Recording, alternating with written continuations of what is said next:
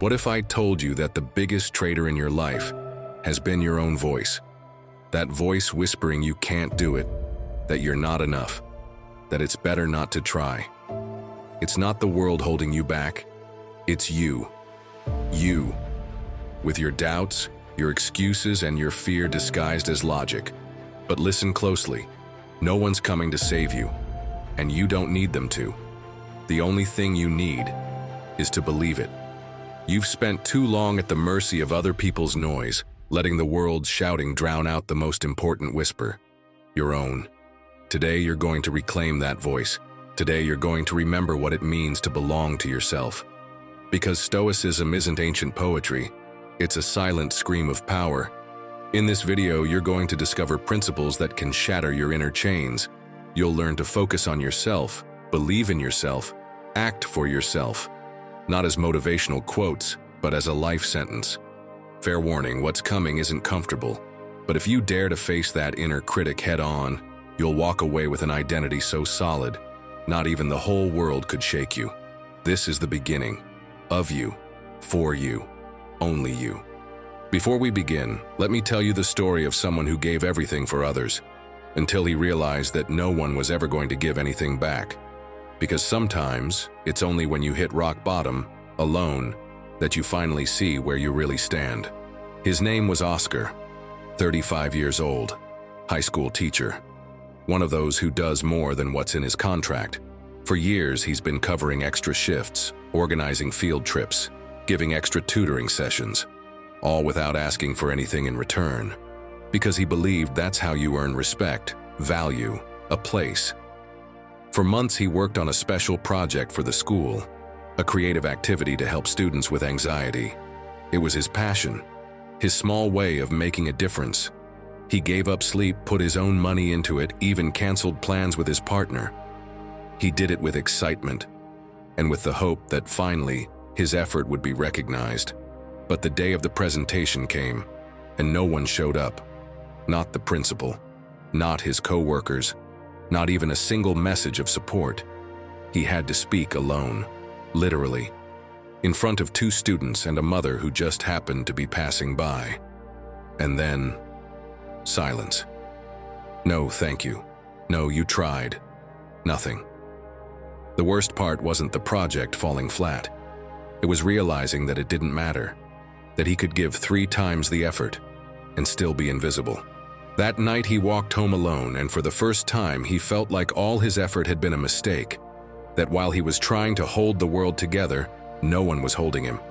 When he got home, his hands were trembling, his chest tight, a strange pain like a silent pressure. He ran to the bathroom, looked at himself in the mirror, and what he saw wasn't just exhaustion, it was abandonment. And then he broke, not in tears, but in silence, the kind of silence that only comes from holding on too long. He sat on the floor, knees to his chest. And it was there, between the cold tiles and the emptiness of disappointment, that he remembered something he had read years ago. A phrase that, in that moment, hit him like a slap. The wise man is self-sufficient. Seneca said that, and for the first time he truly understood what it meant. It wasn't a call to become stone. It was an invitation to build yourself from the inside out. To stop begging for validation, to stop living to please, to stop asking for permission to feel worthy. The next day, he didn't go back to school smiling. He went back with a different energy. He didn't say yes to everything. He didn't cover for tasks that weren't his. He didn't excuse others' laziness. And most of all, he started carving out time for himself.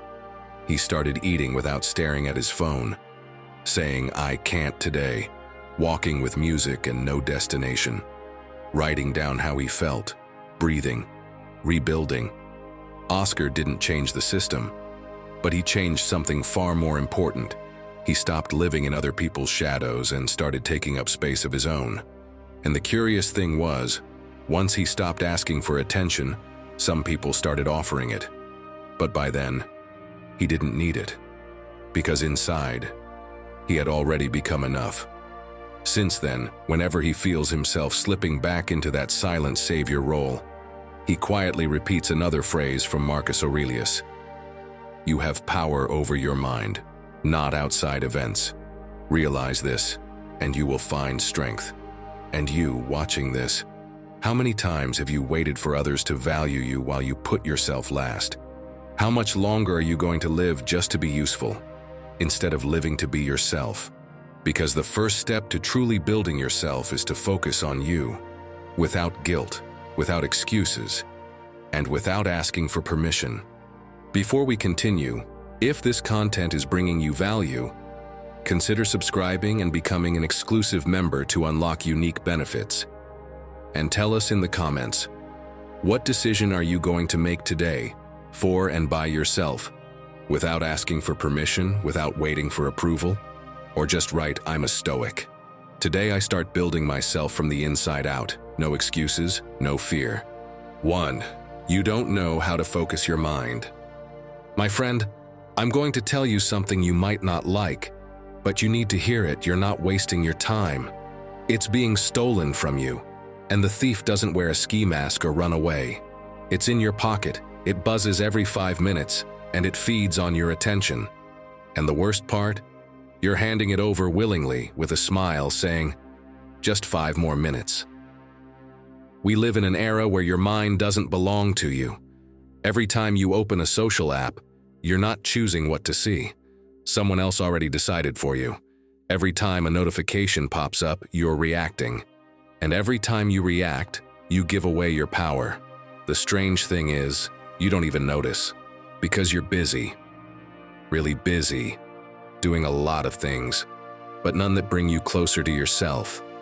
Think of your attention like a lighthouse beam. It can light up one fixed point, help you move forward, give you clarity. But if you let it spin around aimlessly, all it does is cast everything into shadow. It doesn't light your way. It makes you dizzy. And that's where you are, confused, feeling like the day slipped away and you can't even say how. Let me guess. You sit down to work and think, time to be productive. You open your email, see a notification from Instagram, click just a minute, watch a funny video, read some dumb comment, get annoyed, reply, check another post, another video, and when you look at the clock, it's already noon. And you haven't moved a single line forward. Sound familiar? It happens to all of us. So no, it's not your fault, but it is your responsibility. Because if you don't choose where your attention goes, the world will choose for you. And trust me, it won't be with your well-being in mind. Listen to what Marcus Aurelius wrote. Stop debating what a good man should be. Be one. And to be one, you need focus. Focus on what's within your control. Because if you go through life letting everything steal your attention, you'll end up the lead actor in someone else's script. And if Marcus Aurelius saw you now, with 4 tabs open, your phone in your hand, and your mind anywhere but on you, I guarantee he'd grab your phone and throw it out the window of the Colosseum. Now let's be serious. You need to train your attention like a muscle, because it is one. And no, multitasking isn't the solution. It's part of the problem. Andrew Huberman, a neuroscientist at Stanford, explains it clearly. Your brain isn't built for multitasking. Every time you switch from one thing to another, you lose focus, energy, and clarity. So how do you start focusing on yourself, believing in your ability, and acting with direction? Here are 3 simple but powerful steps you can start using today. First, choose just 3 priorities for the day. Write them down, not in your head, on paper. And every time something new tries to sneak into your day, ask yourself, does this fit with my 3 priorities? If it doesn't get in, period. Second, create a Stoic hour. Block out 1 hour a day. No phone, no notifications, no interruptions. Just you, doing what matters to you. Reading, writing, studying, building your project. Whatever it is, as long as it comes from you. Protect it like others protect their nap time. Third, train your focus like endurance. Do short, focused sessions without distraction. Start with 10 minutes and build from there. Make it hard on purpose.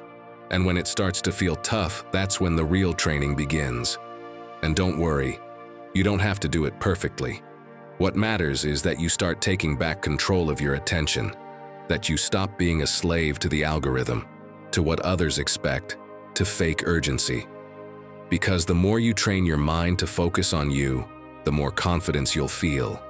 And the more confident you are in what you're doing, the easier it is to act from your center. That's the secret. It all starts with learning to direct your attention, to guard your mental energy like it's gold. Because it is. So let me ask you something. What if the internet went down tomorrow, worldwide? No social media, no emails, no content to consume. Where would you put your attention? What would you work on? What would you build? Maybe, my friend, that's where your real freedom begins. 2. Every obstacle is training you. You walk into an empty room. There's only a chalkboard, a chair, and a tall figure with arms crossed and a stern look. That's your obstacle. It's not here to greet you or make things easy. It's here to test you. And the first thing it says is, you're not here to complain, you're here to learn. That's how your lesson begins. A lesson you didn't ask for, but one that, if you pay attention, can teach you more than any self-help book ever could. Because yes, obstacles disguise themselves as enemies. But in reality, they're your mind's personal trainers. They pull you out of your comfort zone, make you sweat, stumble, think. And most importantly, they bring you back to yourself. To that place where, without distractions or excuses, you're left with only one option: to grow. Let me tell you a story so you see I'm not exaggerating. Miriam Fernandez was born with cerebral palsy. Doctors said she'd never walk, but she didn't believe them. Years later, not only was she walking, she was singing, giving talks, standing on stage sharing her story. She won a talent show and gave a TED Talk where she dropped a line that still echoes in many minds. The barriers aren't in your legs, they're in your mind. She didn't ask for an easier life. She became stronger. And do you know why? Because she understood that every challenge she faced was like lifting an invisible weight. And the heavier it was, the more strength she built inside. And that, my friend, applies to you too. I know your story isn't the same. Everyone's is different. But I can guarantee that you too have a teacher in front of you, dressed up as a problem. And even if you hate it now, one day you'll understand what it was trying to teach you. Picture this. Your car breaks down right before an important meeting. Your whole day gets messed up, everything gets delayed, and you're stressed. Do you know what can actually help you in that moment? Stoic philosophy, with a phrase from Marcus Aurelius that feels written for exactly this. What stands in the way becomes the way. In other words, don't run from the obstacle, turn it into your training ground. Maybe that delay forces you to reorder your priorities, to ask for help, to practice patience. And that, even if you can't see it yet, is shaping you. Because every tough situation forces you to choose, react or respond, complain or grow, run away or face it. And that moment, right there, is where character is built. Where, without realizing it, you're learning. Learning what? To focus on yourself, to trust your own resources, and above all, to move according to what you choose, not what the world throws at you. And since I know you want to start turning obstacles into tools, here's something you can try. Write down the name of your biggest current problem. It could be something personal, financial, family-related, anything. And next to it, write down a skill you're developing by facing it. Maybe you're learning patience, or humility, or how to set boundaries. And you didn't notice it because you were too busy suffering instead of stepping back. This simple shift changes the narrative. It's no longer, why is this happening to me? But, what is this doing for me? Also, when you're facing an obstacle, try not to stress more than necessary. Pause for a second and say in your mind, this is training me. Even if you don't feel it, even if it sounds ridiculous, say it. That phrase is like a switch. It doesn't change what's happening on the outside, but it shifts what's happening inside. And that's where real change begins. And yes, I know, it's hard sometimes, but hear me out. Every time you choose not to give up, you're building a character strong enough to carry anything. And that's what this path is about. It's not about everything going well. or expecting the world to go easy on you. It's about focusing on yourself, believing in your strength, and acting from that inner place no obstacle can touch. And if you start looking at your problems that way, you're already winning. So my friend, stop fighting your obstacles. Look them in the eye. Ask them what they came to teach you, and above all, use them to become unstoppable. Now tell us in the comments, what obstacle marked a before and after in your life? What lesson did it leave you? Maybe by sharing it, you'll help someone going through something similar today. And if you don't know where to start, just write, "This obstacle is training me," because sometimes putting it into words is the first step to transforming it. 3. Do you know where you're headed? There's a feeling that drains you more than physical exhaustion. That mix of burnout and emptiness that shows up when you feel like you're doing a lot, but none of it fulfills you.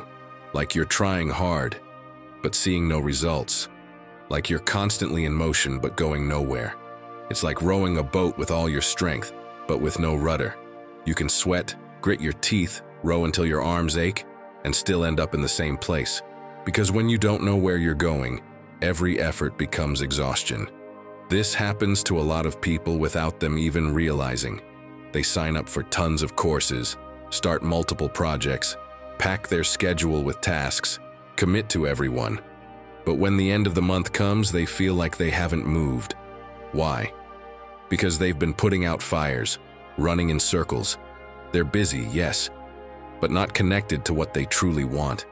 They're not building a life. They're just surviving in the chaos. And I'm not the only one saying this. Seneca said it centuries ago, with a line so relevant it might as well have been written for you. If a man does not know to what port he is sailing, no wind is favorable.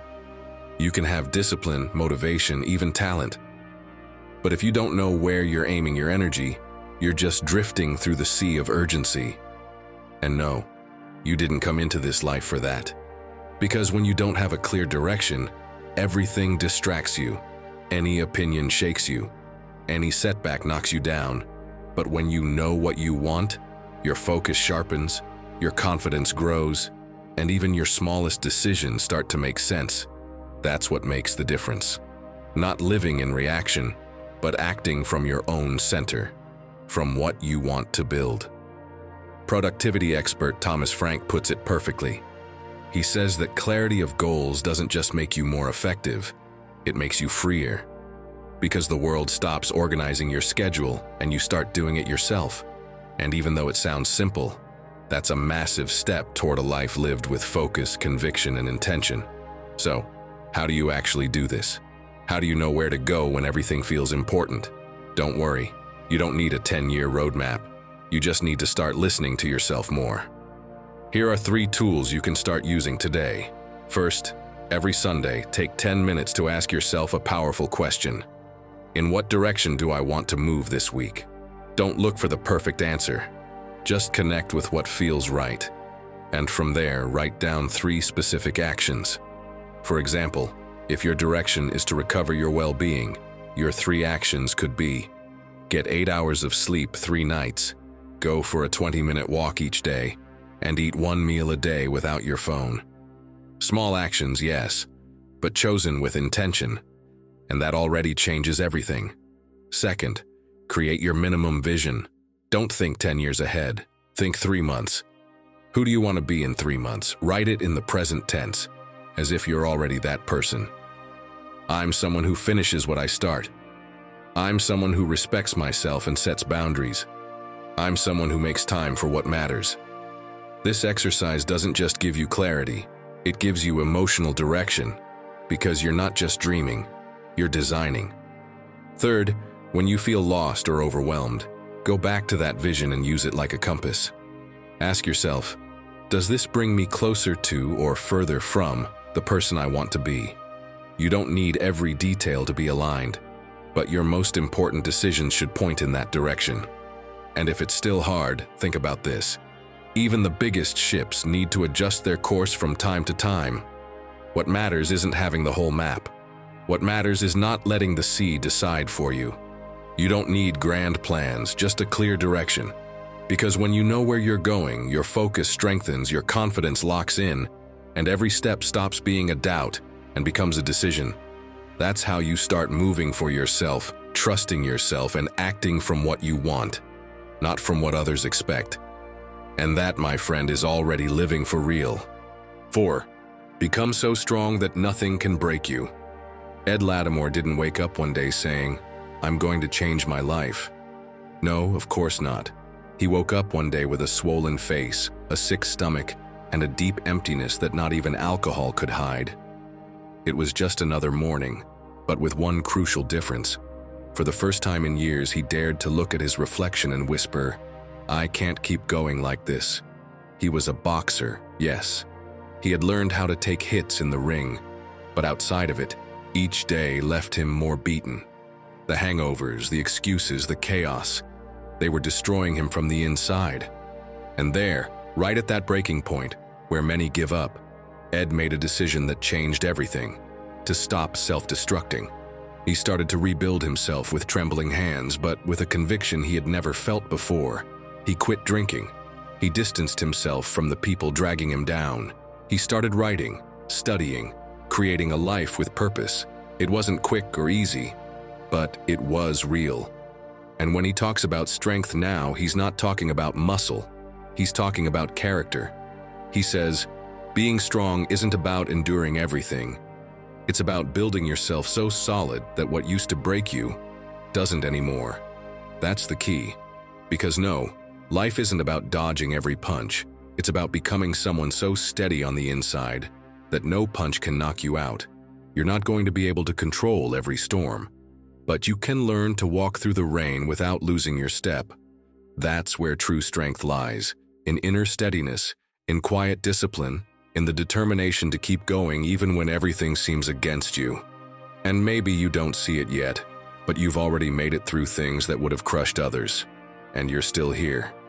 You may not feel invincible, but you've endured more than you realize. What's ahead isn't about surviving anymore. It's about shifting from endurance to transformation, from holding on to forging yourself. Marcus Aurelius, one of the most powerful men of his time, understood this better than most. He ruled during wars, plagues, betrayals, and still he wrote, "The art of living is more like wrestling than dancing." Because living isn't about moving gracefully under perfect lights. It's about enduring, adapting, and advancing even in the mud. He didn't speak from theory, he spoke from practice, from a place of responsibility, pain, and purpose. And his strength didn't come from his title. It came from his mind. And this is where you can begin to strengthen yourself. Because when you learn to focus on you, to trust what you're building inside, and to act from your principles instead of reacting to everything outside, you transform. Not into someone who can endure everything, but into someone who no longer crumbles at anything. So, when the storm hits, when something shakes you hard, one thing that can help is this. Write down the 3 hardest things you've already overcome. Read it. Remember it. Go back there. Because if you made it through that, why wouldn't you make it through this? Another powerful habit is to create your own strength ritual. It doesn't have to be complicated. Just one small daily action that reconnects you to your center when everything feels off. It could be a cold shower in the morning, playing energizing music while reading that list, or writing down one phrase each night that reminds you what you're made of. Make it yours. Keep it simple but grounding. And when you feel like something is too much, try this Stoic phrase. This too is part of the training. Because it is. Every unexpected moment, every rejection, every painful hit is training you. It's teaching you how to endure, how to adapt, how to grow. Even if you don't get it yet, a stronger version of you is being born inside every difficulty. Strength isn't inherited, it's built, decision by decision, sometimes in silence with no audience, no applause. But every time you choose not to give up, every time you rise with more courage than complaint, you're growing. You weren't born fragile, you were just under construction. And if every choice is a brick, today you've got the materials to build something no chaos can tear down. A version of you so steady that even the fiercest storm can't shake it. Because when you become your own shelter, you no longer need life to be perfect to be at peace. 5. No one's going to applaud you for choosing yourself. Picture this. You're standing on a massive stage alone under a single spotlight barely lighting the space. You rehearse every day, you repeat your lines, adjust every gesture, perfect every detail. But in front of you, there's no audience, just an empty theater. And still you don't miss a single word. You don't let yourself, because you're not performing for applause. You're performing because that play means something to you, because that quiet effort is turning you into someone new. I hate to be the one to say it, but no one's going to throw a party because you put yourself first. No one's going to cheer because you skipped that meeting that added nothing to your life. No one's going to be thrilled that you started therapy or finally said no to something you used to agree to out of fear. Of course not. Because focusing on yourself isn't a show. It's an intimate act, a powerful one, and many times, a lonely one. Sometimes you try to improve your life and all you get in return is confusion. You're tired of feeling bad, so you decide to take care of yourself. You wake up earlier, start working out, reading more, distancing yourself from people who don't value you, setting new goals. And right then, instead of support, the comments start rolling in. You're acting weird. You're getting obsessed. You used to be more fun. And the worst part? Some of these comments come from the people you care about most. But my friend, the problem isn't that you're changing for the worse. The problem is that you're evolving, and your silent growth reminds others of what they're not doing. That's why Epictetus, with his brutal honesty, left us this gem. If you want to improve, be prepared to be laughed at. Just like that. Because growth makes people uncomfortable. Sometimes it hurts. But it also cleans things out, and it reveals who's truly with you, and who was only with the older version of you. Look at the case of Alex Fidalgo, journalist, creator of the podcast Lo Que Tu Digas. He had a steady job, a defined career path, but he felt like it wasn't his thing, that his voice belonged somewhere else. So he gave it all up to start from scratch. And of course, at first, people pointed fingers. You're crazy. That's not a real job. You're going to regret it. But while they talked, he recorded. He listened. He grew. Today, his podcast is one of the most authentic in the Spanish-speaking world. And many of the ones who once criticized him now admire him, quietly. Because applause almost never comes when you're just starting out. It comes when you don't need it anymore. So, how do you keep believing in yourself when no one seems to value it? First, create your own private progress file. Nothing public, nothing you post online, just for you. A notebook, a note on your phone, a folder on your computer where you write down what you're achieving. From that tough conversation you finally had, to that night when, instead of sabotaging yourself, you went to bed at peace. It's your silent proof that you're choosing yourself. Also, learn to spot those comments disguised as concern, the ones that sound nice but actually hold you back. You're isolating yourself. Take it easy, don't you think you're going too far? If they're not helping you become your best self, then no, you don't need to listen. Remember, you're not being selfish for growing. You're being brave for putting yourself first. And every night before bed, gift yourself this phrase: today, I chose myself. And that's enough. Let no one else say it. Let no one else shout it. Let it come from you, softly but firmly. And what if real success is just that? Being able to look back and say, I stayed true to myself when no one was watching. I respected myself without waiting for applause. I built myself from within. Because when you stop living to be liked and start living to be real, that's when everything finally makes sense. You no longer need stages or masks, just you, at peace with yourself. And that, my friend, is already a victory. 6. Prove to yourself that you can trust you. My friend, I want you to reflect on this. What if every time you break a promise to yourself, you're telling your mind, you can't count on me? You say you'll wake up early, then the alarm goes off. You hit snooze and roll over.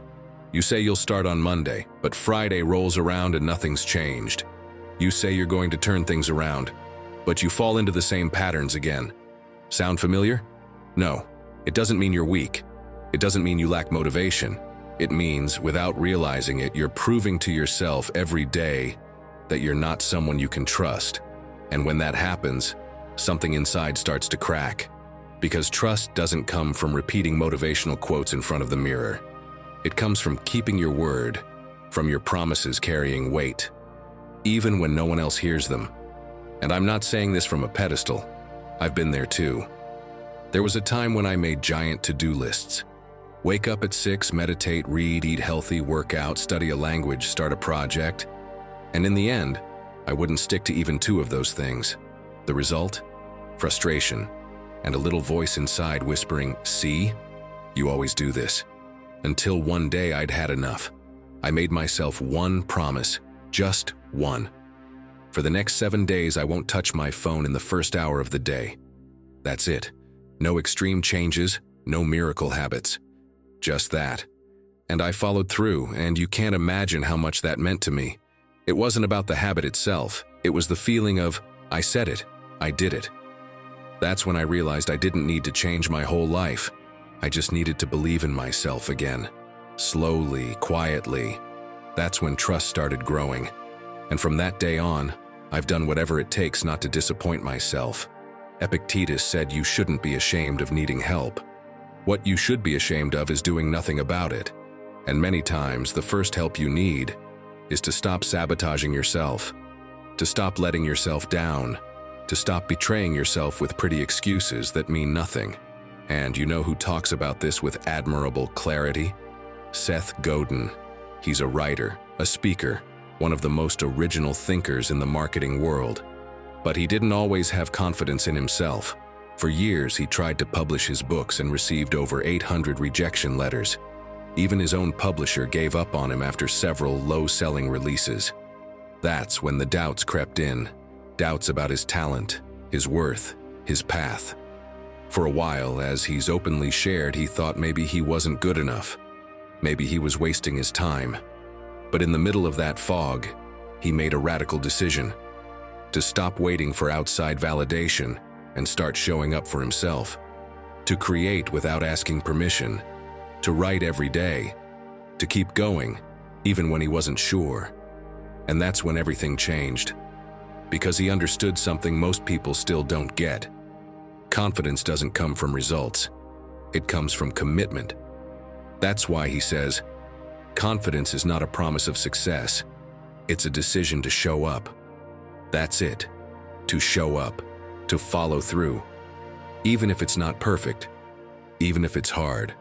Even if no one's watching. It's not blind faith. It's real consistency. It's the moment you stop telling yourself stories and start writing them with your actions.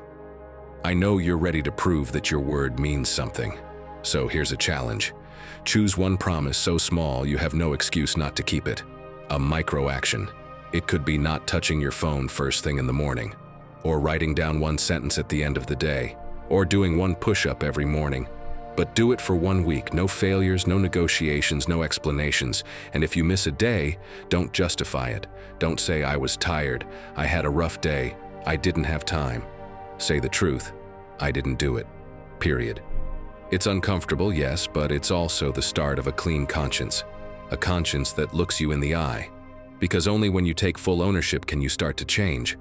Every time you follow through, you're building something inside. Something you can't see in the mirror, but you can feel in how you walk, how you decide, how you face life. And every time you break a promise to yourself, you're also building something. But what you're building is a wall between you and your best self. A wall that only your actions, not your excuses, can tear down. Now tell us, what micro-promise will you keep this week? No excuses, no justifications. Write it in the comments.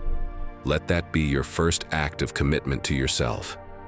Because when you follow through, you start focusing on yourself, truly believing in yourself, and acting from your own strength. And that, my friend, is something no one can take away from you. 7. Are you going to live just to please others? Every morning you wake up and begin the costume parade. First comes the model employee mask, the one who says yes to everything, even when you're on the edge of burnout. Then, the fun friend mask, the one who laughs at jokes, even when all you want is to go home. And if necessary, you put on the neutral and pleasant person mask, the one who never says what they truly think, just to avoid making anyone uncomfortable. You wear them so often you can't even remember the last time you were just you. And of course, by the end of the day, when you finally take off all those disguises, all that's left is exhaustion, the kind that comes from forced smiles, from not saying no, from pretending to please, and still feeling like you don't really belong. But hey, it's not your fault. The need to please isn't just about being polite or well-mannered. It's a survival strategy, a defense many of us picked up early on. We learned that if we were agreeable, if we didn't argue, if we adapted to what others wanted, we'd be accepted. But that pattern, which may have protected us once, now holds us back. It makes us say yes when we want to say no, swallow our opinions out of fear of rejection, and live a life that doesn't feel like our own. And in case you didn't know, psychology has a name for this: sociotropy. Strange word, right? But you've lived it. It's that pattern where you bite your tongue to avoid conflict, where you do favors you don't want to do just so people won't think badly of you, where you say yes even while you're screaming no inside. And of course it builds up. Anxiety, frustration, even anger. Because living to please wears you down. And the worst part?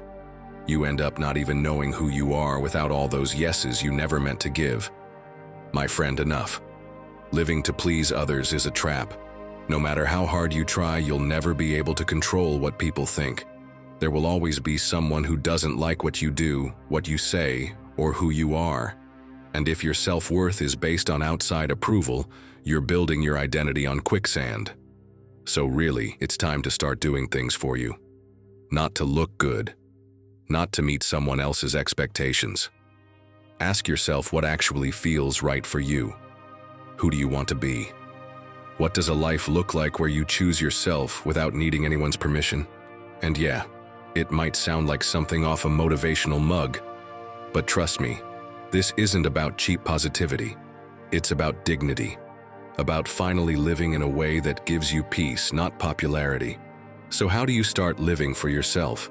First, start noticing when you're censoring yourself. How many times a day do you say what you think people want to hear instead of speaking your truth? How often do you do things you don't want to, just to avoid conflict or to be accepted? Second, practice being authentic in small doses. It's not about being blunt or harsh. It's about being honest, with yourself and with others. If something doesn't sit right with you, say so, with respect. If you don't want to do something, learn to say no without guilt, and surround yourself with people who accept you as you are. Real relationships are built on mutual acceptance, not on the constant pressure to please or perform. Remember, your worth doesn't depend on someone else's approval. You are valuable for who you are, not for what you do to keep others happy. My friend, focusing on yourself, believing in yourself, and acting for yourself begins the moment you stop shaping yourself to fit someone else's mold. Authenticity might feel uncomfortable at first, but it's the path to a full, meaningful life. So next time you feel the urge to quiet your voice just to be liked, ask yourself, do I want to be accepted for someone I'm not? Or loved for who I truly am? 8. Without consistency, you're going nowhere. Tell me the truth. How many times have you started something full of energy only to leave it halfway through? How many times have you told yourself, this time it'll be different? And 3 days later, you're back where you started. No, it's not that you lack willpower. It's that you're waiting to feel like doing something before you act. And I'm sorry to break it to you, but that's not how it works. Because if you only do things when you're motivated, you'll be stuck in a never-ending cycle of starting and quitting. Consistency doesn't feel epic. It doesn't come with soundtrack music or fireworks. But it's what separates the people who build their lives from the ones who just imagine them. Because, my friend, if you don't show up when you don't feel like it, you're never going to get anywhere. And you know who explains this in a clear, no-fluff way? Rob Dial, creator of the podcast The Mindset Mentor. In one of his episodes, he said something that made me stop in my tracks. It's not what you do one day. It's what you repeat when no one's watching. And he wasn't saying this from a place of perfection, but as someone who's built his discipline through stumbles. He said there are plenty of days when he doesn't feel like recording, training, or writing, but he does it anyway, because he knows the key isn't doing it when it's easy. It's doing it even when it's not. That's what makes the difference. Not a surge of inspiration, but those quiet, repeated, almost boring steps. But they're consistent, and that's what builds real confidence. Not because you did it once, but because you're showing yourself you can do it every day. Consistency, even when it feels dull, is the foundation of any real transformation. Imagine you want to leave your job and start your own thing. And to do that, you need to learn a new software. So what do? Try it for a day, and when it's hard, wait to feel motivated again. You won't make it with one burst of effort. You'll make it with 1,000 quiet actions, 1,000 steps that, on their own, don't impress anyone. But together they build the path to your best self. And yes, it's hard, because your brain is wired to save energy. It loves shortcuts and instant rewards. So the moment things get uncomfortable, your mind starts whispering, "It's okay if you skip today and you'll make up for it tomorrow." But tomorrow says the same thing. And then the month ends, and you wonder why nothing's changed. So how do you break that cycle? First, create what I call a visible tracker, something that reminds you daily that you're following through. It could be a sheet on the fridge where you mark an X every day you stick to your commitment. It could be an app, a calendar, a bracelet, whatever. The point is to see it, and every time you hit 8 days in a row, celebrate it. Do something just for you. Give yourself a reward. It could be a free afternoon, your favorite meal, a walk somewhere you love. Make it a game. Make it part of who you are. And second, eliminate the question, "Do I feel like it?"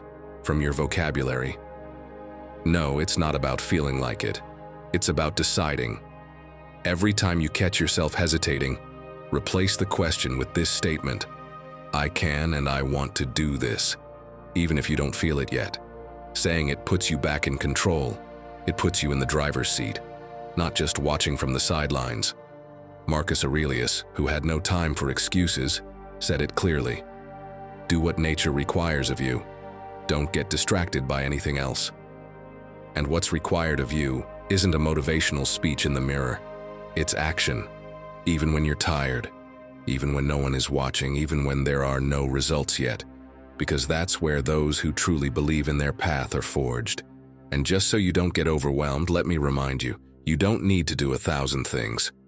Just one, but every day. Because success doesn't arrive in a giant wave. It comes drop by drop, habit by habit, day after day. If consistency were visible, you'd see it building the bridge to the person you want to become. And the sooner you start walking across that bridge, the sooner you'll get to where you truly deserve to be. 9. Thinking without acting gets you nowhere. There's something we all do without even realizing it that sounds productive but isn't. We think a lot. We think about what we should do, what we could achieve, everything that would change our lives if we just started. We tell ourselves, "I've got a great idea, I'll do it when I have more time," or "I'll wait until I feel ready." And just like that, we become geniuses in theory, but eternal beginners in practice. Having ideas without acting on them is like owning a bike without wheels. You can admire it, imagine all the places it could take you, but you won't move an inch. It's just decoration. Action is what sets transformation in motion.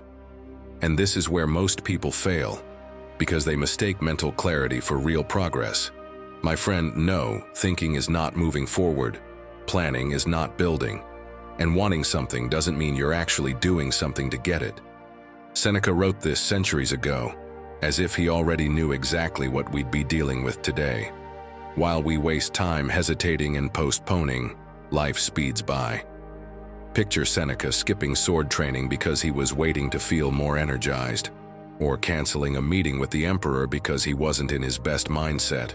Of course not. In his time, there wasn't much room for excuses. You either acted, or the days dragged you along. That hasn't changed. The only difference is, now we have way more distractions to justify inaction. Speaking of modern times, Stephen Bartlett, creator of the podcast The Diary of a CEO, said something you need to tattoo in your mind. The biggest enemy of your success is the part of you that says tomorrow will be a better day to start. This comes from someone who built a multi-million-dollar company from scratch. And how did he do it? Not by waiting for the perfect moment, but by starting before he felt ready.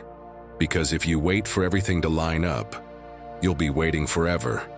I get it. It's hard to take that first step. Sometimes you're scared, sometimes you're tired, and a lot of the time, you're just stuck in the habit of putting things off.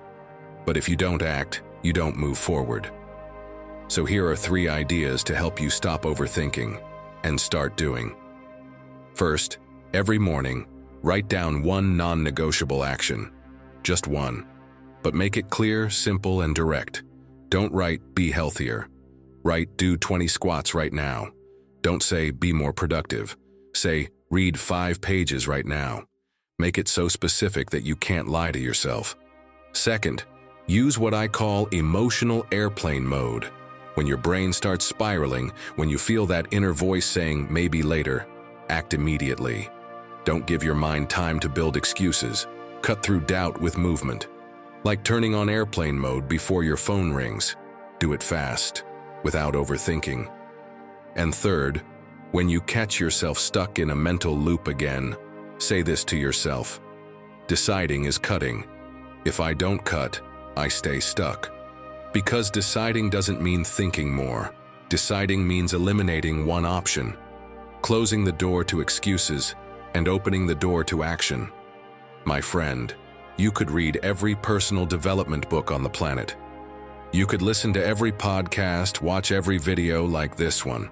But if you don't do anything with it, it's just like collecting tools and never using them. Real self-confidence doesn't come from what you know. It comes from what you do.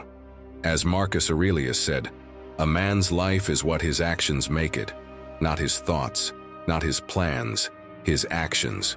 So, what are you going to do with your life today? Because thinking is fine, but acting is what changes your story. So tell us, what's the first step you're going to take to act for yourself? This community will applaud you, because here, we all believe in you. 10. It's time to believe it. You've done the hard work. You've emptied the backpack, cleared your mind, chosen new paths, walked away from people who drained your energy.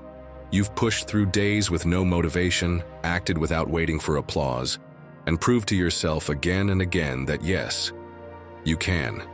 But there's still one thing left, and it's the hardest part of all. What if the final step wasn't doing more, but accepting who you are now? Because it's not enough to move forward if you're still dragging around the idea that you're not enough.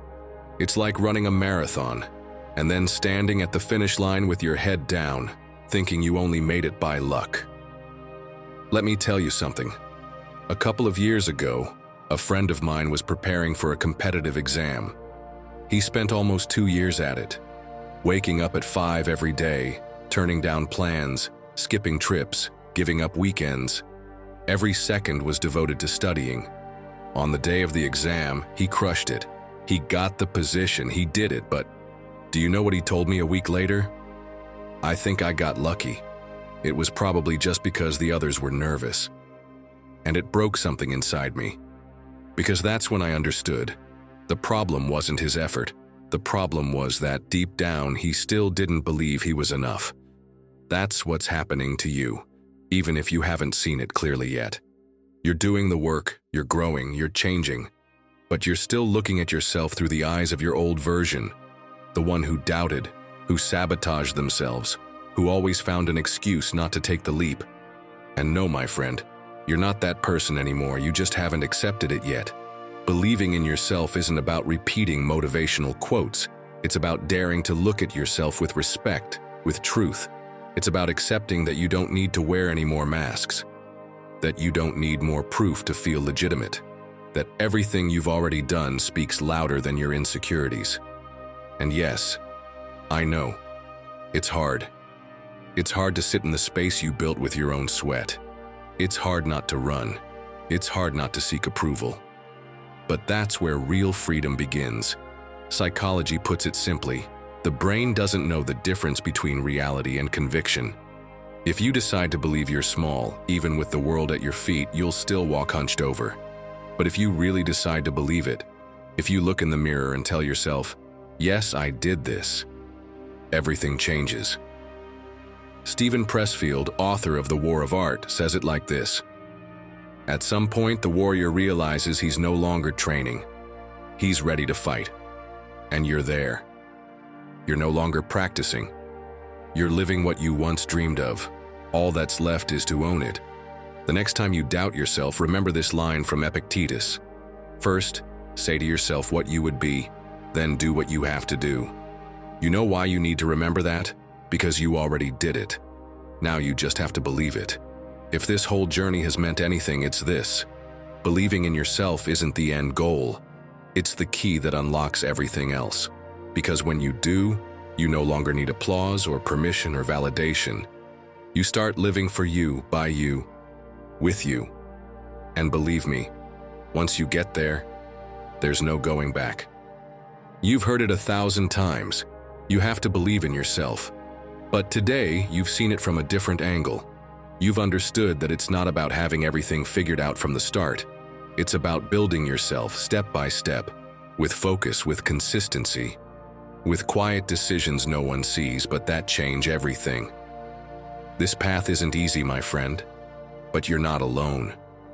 Every part of this video has been a reminder that you can, that you have the power to start again, that when you choose yourself, even without applause, you begin writing the most important story of all, your own. And if something in this message lit a spark inside you, drop it in the comments. I'm ready to be me. That way, I'll know who the true Stoic warriors are who made it to the end. Don't forget to subscribe, hit the notification bell, and give this video a like so you don't miss out on what's coming next. I also invite you to check out our playlist, which you'll see on the screen. It's packed with ideas, stories, and advice to help you navigate life with more wisdom and confidence. Click it, and let's keep moving forward together. Until next time, take care and keep embracing your inner Stoic.